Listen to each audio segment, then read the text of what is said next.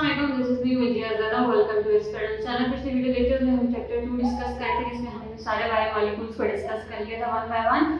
तो आज हम इस चैप्टर की एमसीक्यूज और जो शॉर्ट क्वेश्चन आंसर्स हैं उनको डिस्कस करेंगे।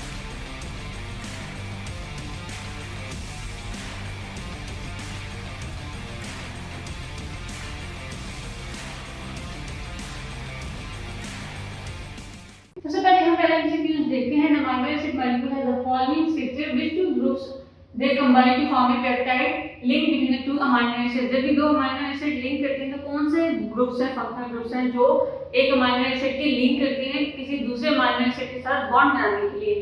तो यहाँ पे अगर हमारे पास एक अमीनो एसिड का स्ट्रक्चर है तो हमें पता है कि इसमें से एक अमीनो ग्रुप है और दूसरा हमारे पास क्या है, कार्बोक्सिलिक ग्रुप। ये आपस में एक अमीनो एसिड को दूसरे अमीनो एसिड से लिंक करते हैं। तो ऑप्शन में अगर हम देखें तो 1 और 3 जो मार्क किए गए हैं ये हमारे पास क्या है, ऐसे हमारे पास स्ट्रक्चर्स हैं जो एक अमीनो एसिड को दूसरे अमीनो एसिड से जोड़ते हैं ताकि वो लिंक करें through peptide bond. Second MCQ से हमारे पास which class of molecule is major component of cell membrane. Cell membrane के लिए कौन सा ऐसा मेजर कंपोनेंट है, ट्राइग्लिसराइड, ब्लड सेल, फोस्फोलिपिड। हमने जब सेल मेम्ब्रेन का स्ट्रक्चर पढ़ा था पहले लेक्चर में देखा था कि वहां पे सबसे ज्यादा क्या है, हमारे पास फोस्फोलिपिड ज्यादा प्रेजेंट होते हैं। नेक्स्ट है glycol is backbone molecule for. तो ग्लाइकोल किस मॉलिक्यूल की बैकबोन है, हमारे पास है एटीपी, जर्मीन, न्यूट्रोलिपिड, गैस्ट्रोलाइड। तो ग्लाइकोल हमारे पास बैकबोन है फॉर द न्यूट्रोलिपिड। नेक्स्ट आते हैं फैटी एसिड अनसैचुरेटेड एसिड। कोई भी फैटी एसिड अनसैचुरेटेड जब होता है, जब उसमें क्या होते हैं, डबल बॉन्ड होते हैं। जब डबल बॉन्ड नहीं होगी तो it will be saturated fatty acid. In iron nitrogen base that take place in thymine. Thymine मतलब हम जब बात करते हैं डीएनए की इसमें थायमीन होता है, लेकिन अगर हम आयरन का स्ट्रक्चर देखें तो उसमें थायमीन नहीं बल्कि क्या प्रेजेंट होता है, यूरासिल। ठीक है, तो थायमीन की जगह हमारे पास क्या आता है, यूरासिल आता है। नेक्स्ट है दी एंडिंग ओज मीन सब्सटेंसेस। किसी भी सब्सटेंस के एंड पे आकर के ओएसई आया है तो हमें क्या पता चलता है कि वो मॉलिक्यूल क्या है, हमारे पास शुगर। ठीक है, इस तरह से हम डिफरेंशिएट करते हैं। नेक्स्ट है glycolipid the lipoprotein is an important components of. Glycoprotein और लिपोप्रोटीन किसके हमारे पास कंपोनेंट है, सेल मेम्ब्रेन के सेल वॉल बोथ के हमारे पास किसके हैं, they are the main component of cell membrane. Next आता है हमारे पास two amino acids are linked to form peptide linkage dash is removed. तो जब भी हमारे पास एक पेप्टाइड बॉन्ड बनता है जिसमें हमारे पास क्या रिलीज होता है, वाटर मॉलिक्यूल। ठीक है, नेक्स्ट है what is the theoretical number of chemically different dipeptide and may be assembled from to amino acid. हमारे पास दो अमीनो एसिड हैं, जैसे कि ऊपर एक हमारे पास स्ट्रक्चर बना हुआ है। ठीक है, यहाँ पे हम लेंगे एक, हम अगर यहाँ पे लें हमारे पास ये क्या है, amino group, this will be the carboxylic group. एक हमारे पास हाइड्रोजन, यहाँ पे भी हमारे पास ऑक्सीजन ग्रुप। ठीक है, तो हमने भी ऊपर देखा कि जब एक अमीनो एसिड से दूसरे अमीनो एसिड लिंक करना होता है तो हमारे पास या तो कार्बोक्सिलिक या फिर अमीनो ग्रुप से लिंक करते हैं। तो ये हमारे पास एक अमीनो एसिड है। ठीक है, तो अगर हम एक अमीनो एसिड की बात करें तो ये कितने पेप्टाइड बॉन्ड बना सकता है, थ्योरेटिकली 2। ठीक है, एक इससे और एक इससे। इसी तरह से अगर हम बात करें कि हमारे पास दो अमीनो एसिड हैं तो उसके हम क्या करेंगे कि एक अमीनो एसिड के बॉन्ड 2 है तो फिर दो अमीनो एसिड आपस में मल्टीप्लाई करेंगे 2 by 2 4। तो दो अमीनो एसिड थ्योरेटिकली 4 बॉन्ड बना सकते हैं। तो इसका करेक्ट ऑप्शन क्या है, हमारे पास 4। ठीक है, इसका 4 है। और उसके बाद हमारे पास है polar molecule is dash in water. तो पोलर मॉलिक्यूल वाटर में क्या होते हैं, ठीक है, polar molecule is soluble in water. Next MCQs है हमारे पास which statement correctly describe the property of water. तो कौन सी स्टेटमेंट है जो वाटर को डिस्क्राइब करती है, इसमें से हमारे पास राइट ऑप्शन है ए, relatively large amount of heat is needed to increase its temperature। Next है हमारे पास aspirin, vitamin D and cholesterol are examples है। तो ये किसकी एग्जांपल्स है, हमारे पास स्टेरॉइड्स की। नेक्स्ट है which term includes are other. कौन सा टर्म है जो सब इंक्लूड करते हैं, हमारे पास है पॉलीसैकेराइड, मोनोसैकेराइड। ठीक है, ये दोनों क्या है, कार्बोहाइड्रेट और स्टार्च भी क्या है, कार्बोहाइड्रेट। तो हमारे पास करेक्ट ऑप्शन है ए, carbohydrate. Then choose the pair of terms that correctly complete the center. Nucleotides are to dash and dash to protein. Nucleotides are to nucleic acid and amino acids are to proteins. ठीक है, next है हमारे पास the enantiomer of D-glucose। D-glucose का अगर हम introvert देखें तो हमारे पास क्या है, D-galactose, L-galactose, वजन।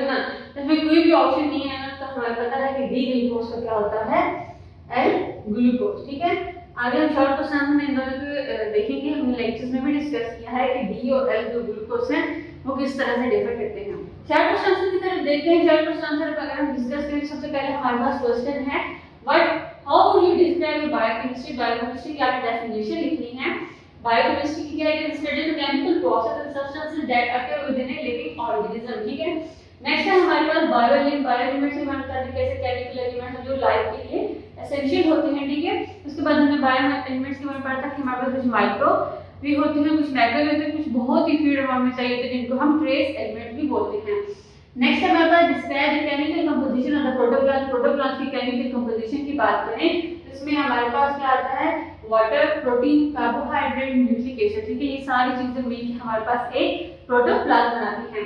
उसके बाद what are the four fundamental kind of biological molecules. तो हमने जो मेनली बायोलॉजिकल मॉलिक्यूल डिस्कस ही किए हैं उनमें हमारे पास protein, carbohydrate, lipid and nucleic acids हैं। नेक्स्ट है हमारे अगला क्वेश्चन है why is the covalent bond present in water, ठीक है। Why is the covalent bond in water polar, ठीक है। तो पोलर क्यों होता है, क्योंकि उसमें हमारे पास अनइक्वल शेयरिंग ऑफ इलेक्ट्रॉन्स हो रही है। हमारे पास जो ऑक्सीजन है वो हमारे पास ज्यादा इलेक्ट्रोनेगेटिव होता है एज कंपेयर टू हाइड्रोजन, इस वजह से वहां पे जो बॉन्ड बनता है वो हमारे पास पोलर कोवलेंट बॉन्ड बनता है। Why water regarded as universal solvent, इसको यूनिवर्सल सॉल्वेंट क्यों कहा जाता है, क्योंकि इसकी पोलैरिटी की वजह से, वाटर की पोलैरिटी की वजह से बहुत सारे जो दूसरे सब्सटेंसेस है वो उसमें डिसॉल्व हो जाते हैं। What is the importance of the hydrogen bonding. Hydrogen bonding की आपने इंपॉर्टेंस बतानी है कि क्यों इंपॉर्टेंट है। बायोलॉजिकल सिस्टम में एक है stabilized structure of biomolecules and protein and nucleic acids हैं। जिस तरह से हमारे पास इंपॉर्टेंट हमारे पास है बायोलॉजिकल मॉलिक्यूल्स, उनके स्ट्रक्चर को स्टेबल करने के लिए उनका स्ट्रक्चर स्टेबल होगा तो वो अपना फंक्शन परफॉर्म कर सकेंगे। तो उसमें जो हमारे पास बॉन्ड है जिनने इन मॉलिक्यूल्स को जोड़ के रखा हुआ है, स्टेबल स्ट्रक्चर दिया हुआ, उसमें हमारे पास कौन रोल प्ले कर रहा है, हाइड्रोजन बॉन्डिंग। नेक्स्ट है how does water protect living things against the sudden thermal change. Thermal change से वाटर किस तरह से प्रोटेक्ट करता है। इसमें हमारे पास वाटर की जो हाइट स्पेसिफिक हीट कैपेसिटी होती है वो रोल प्ले करती है, क्योंकि वो एज ए बफर एक्ट कर रही होती है और सडन थर्मल चेंज से किसी बॉडी को, किसी लिविंग ऑर्गेनिज्म को बचाती है। नेक्स्ट फिर हम देखते हैं हमारे पास question what is the importance of the high heat of vaporization of water to the animals. Animals को उससे वाटर की प्रॉपर्टी से क्या फायदा है कि जब भी ज्यादा हीट होगी, टेम्परेचर ज्यादा होगा तो एनिमल जो है वो अपनी जो एक्सेस उनकी जो अगर हीट है तो उसको एवापोरेशन क्या करेंगे, उसको लूज करेंगे। नेक्स्ट हमारे पास describe the classification of carbohydrate. Carbohydrates की क्लासिफिकेशन तो हमने पीछे पढ़ चुकी हैं कार्बोहाइड्रेट के लेक्चर में। हम इसको तीन में टाइप्स में क्लासिफाई करते हैं, मोनोसैकेराइड्स, और उसके बाद हमारे पास क्या है पॉलीसैकेराइड्स एंड डाइसैकेराइड्स, ठीक है। नेक्स्ट हमारे पास describe the classification of monosaccharide. Monosaccharides को भी हम उनके जो हमने जो कार्बन का नंबर होता है उनकी बेसिस पे हम इन्हें करते हैं, हमें ट्रायोसिस, टेट्रासिस, पेंटोसिस और हेक्सोसिस वगैरह को डिस्कस किया था, ठीक है। या फिर हमें दो मोनोसैकेराइड्स हमने दो पढ़े थे, उनके फंक्शनल ग्रुप्स पे भी हम करते हैं, एक is aldehyde and other is the keto group, ठीक है। Next describe the conversion of the open chain और बोथ इनटू रिंग चेन। तो ओपन स्ट्रक्चर की आप डिस्कशन विद रिंग चेन हम करते हैं, it form a 5 member ring structure known as furanose, ठीक है। उनकी जो ओपन स्ट्रक्चर होता है उसको हम रिंग फॉर्म में चेंज कर देते हैं, तो स्ट्रक्चर को हम क्या बोलते हैं, फ्यूरानोस। नेक्स्ट हम देखेंगे जो था कि dry and radically form of the alpha and beta glucose. Sulphur beta glucose का आपको डिफरेंस पहले बता चुके हैं कि अल्फा ग्लूकोज में क्या होता है कि हाइड्रोजन अपर साइड पे होता है, लेकिन हाइड्रोक्सिल ग्रुप उस रिंग के नीचे प्रेजेंट होता है, ठीक है। जैसे कि आप डायग्राम में देख रहे हैं। और उसके बाद अगर हम बीटा की बात करें तो बीटा में क्या होगा कि हाइड्रोक्सिल ग्रुप ऊपर होगा लेकिन हाइड्रोजन बिलो प्रेजेंट होगा। तो ये है difference between alpha and beta, आप इसको आपने जाना था। नेक्स्ट हमारे पास है justify the laboratory manufactured sweeteners, they are left-handed sugar and they multiply by the right-handed enzyme। जैसे हमने देखा कि जो हमारे पास एच शुगर्स होती हैं वो ज़्यादातर लेबोरेटरी मैन्युफैक्चर्ड होती है, लेकिन हमारे पास जो डी शुगर्स हैं वो नेचुरली होते हैं, जो हमारे पास क्या है डेक्सट्रोल। और इनके जो स्ट्रक्चर्स होते हैं उनमें ये डिफर करते हैं कि इनके जो सेकंड लास्ट पे कार्बन होता है उसके राइट साइड पे होता है एक हाइड्रोक्सिल ग्रुप और दूसरे पे लेफ्ट साइड पे होता है। इस वजह से इनके स्ट्रक्चरल जो डिफरेंस आते हैं, इस वजह से ये दोनों क्या करती है, डिफर करती हैं। और जो लेबोरेटरी मैन्युफैक्चर होती हैं वो ज़्यादा स्वीट होती हैं, ठीक है। और उनकी हम इसे लेबोरेटरी में मैन्युफैक्चर करते हैं। और ज़्यादातर जो हमारे पास राइट हैंडेड शुगर्स होती हैं उनको डाइजेस्ट करने के लिए भी राइट हैंडेड एंजाइम्स ही रिक्वायर्ड होते हैं। नेक्स्ट हमारे पास है illustrate the formation of the following, जिसमें हमारे पास सुक्रोज, माल्टोज एंड लैक्टोज है। सुक्रोज की अगर हम फॉर्मेशन की बात करें तो ये सारे बनते हैं फॉर्मेशन ऑफ कंडेंसेशन, ठीक है। इसमें हम आप सुक्रोज देखें तो हमारे पास ग्लूकोज एंड फ्रुक्टोज है। माल्टोज की बात करें तो ये दो ग्लूकोज मॉलिक्यूल से मिलकर बना होता है, और ये तीनों ब्रेकडाउन होते हैं प्रोसेस ऑफ हाइड्रोलाइसिस होते हैं। लैक्टोज देखें तो it is also form by the condensation of glucose and lactose.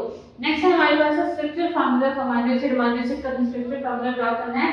On one side is the amino group, other is हमारे पास कार्बोक्सिल ग्रुप। एक हमारे पास फंक्शनल ग्रुप होता है R ग्रुप, और एक हमारे पास क्या होता है हाइड्रोजन होता है। नेक्स्ट अगर हम देखें तो हमारे पास दूसरे describe the synthesis of peptide bond. Peptide bond कैसे बनता है, जब एक अमीनो एसिड दूसरे अमीनो एसिड से लिंक करते हैं तो दी अमीनो ग्रुप और कार्बोक्सिल ग्रुप तो हमारे पास एक पेप्टाइड बॉन्ड बनाते हैं, ठीक है। और उसमें during the process of condensation हमारे पास एक वाटर का मॉलिक्यूल रिलीज होता है। नेक्स्ट है describe the four types of protein से। हमने प्रोटीन के स्ट्रक्चर्स पढ़े थे, जिनमें हमारा लीनियर, सेकेंडरी, टर्शियरी और हमारे पास कैसे क्वाड्रेटिक स्ट्रक्चर उनको डिस्क्राइब करें। तो लीनियर सीक्वेंस में हमारा क्या होता है कि जो हमारे से बिल्कुल लीनियर तरीके के बाद में वो अगर कॉइल शेप हो या हेलिक्स स्ट्रक्चर बनते हैं, हम सेकेंडरी स्ट्रक्चर बोलते हैं। नेक्स्ट हमारे पास जो 3D स्ट्रक्चर होता है वो होता है टर्शियरी, और उसके बाद सारी पॉलीपेप्टाइड्स मिलके एक जो मल्टीपल अरेंजमेंट आता है उसको हम क्वाड्रेटिक स्ट्रक्चर बोलते हैं। नेक्स्ट हमारे पास है डिस्क्राइब हमारा ग्लोबुलर प्रोटीन्स हैं और फाइब्रस प्रोटीन हैं। तो ग्लोबुलर प्रोटीन से अगर हम बात करते हैं हमारे पास कॉम्पैक्ट और स्फेरिकल प्रोटीन्स है, जिनमें हमारे पास टर्शियरी और सब टाइम हमारे पास क्वाड्रेटिक स्ट्रक्चर प्रेजेंट होता है। लेकिन अगर हम फाइब्रस प्रोटीन्स की बात करें तो ये हमारे पास लॉन्ग हेक्सेडेड प्रोटीन्स होती हैं, जिसमें repeatedly secondary structures of protein ज्यादातर प्रेजेंट होती हैं। उसके बाद हमारे पास describe the classification of the lipid. Lipids को क्लासिफाई करें, लिपिड्स को हम क्लासिफाई करेंगे by the into fatty acid, triglyceride acid, phospholipid, steroids, ठीक है। उनकी केमिकल बेसिस की और उनके स्ट्रक्चर की बेसिस पे हम उन्हें क्लासिफाई करते हैं। नेक्स्ट हमारा what role do lipids play living organism में लिपिड क्या रोल प्ले करते हैं। This are the energy storage structure components and the cell membranes, ठीक है। नेक्स्ट है why do phospholipids form in thin layer of the surface of the aqueous solution. Thin layer क्यों बनाते हैं, क्योंकि उनके पास एम्फीपैथिक नेचर होती है। उनकी जो हाइड्रोफोबिक हेड्स होते हैं वो आउटवर्ड होते हैं, लेकिन उनकी जो टेल होती है ओरिएंटेड होती है inward. Next is what is an isoprotein subunit, ठीक है। ये क्या होता है, हमारे पास 5 कार्बन रिंग होता है जो ज्यादातर हमारे पास रबर उनका स्ट्रक्चर बना रहे होते हैं। नेक्स्ट अगर हम देखें हमारे पास है describe the steroid nucleus. Steroid nucleus को हमें डिस्क्राइब करना है, ठीक है। स्टेरॉइड न्यूक्लियस जब बने तो हमारे पास ये 4 फ्यूज कार्बन रिंग्स होते हैं with a varying number of sides attached forming the backbone of steroid hormone, ठीक है। जो उसके साथ 4 रिंग्स हैं वो क्या है, डिफरेंट करती हैं। How might an error in the DNA of organism affect protein structure? Next हमारे पास क्वेश्चन है कि किस तरह से अगर प्रोटीन डीएनए के स्ट्रक्चर में हमारे पास आ जाए एरर, तो वो किस तरह से हमारे पास अफेक्ट करता है। अगर डीएनए के मैसेज के अंदर हमारे पास कोडिंग में न्यूक्लियोटाइड चेंज हो जाए तो प्रोटीन भी चेंज हो जाएगी। अगर एक जिस तरह सिकल सेल एनीमिया को देखा था कि एक बेस चेंज हो जाए तो उससे प्रोटीन भी चेंज होगी और उससे डिजीज कॉज हो जाती है। नेक्स्ट है डिफाइन ए जीन। जीन हमारे पास क्या है, functional unit of DNA. Her DNA का वो सीक्वेंस जो कोई एक पार्टिकुलर मैसेज जिस तरह होता है उसको हम जीन बोलते हैं। इसके बाद डिफरेंस बताना है between major and minor element. Major elements होते हैं हमें ज्यादा क्वांटिटी में चाहिए होते हैं as compare to minor quantity में चाहिए होते हैं। आगे हमारे पास डिफरेंशिएट करें between diamond and polymer. Diamond से डाइसेक्टिव मतलब है जो दो मोनोमर्स मिलकर स्ट्रक्चर बनाते हैं उसको हम डायमंड बोलते हैं। लेकिन पॉलीमर में क्या होता है कि मल्टीपल मोनोमर्स मिलके एक स्ट्रक्चर बनाते हैं जिसको हम क्या बोलते हैं, पॉलीमर।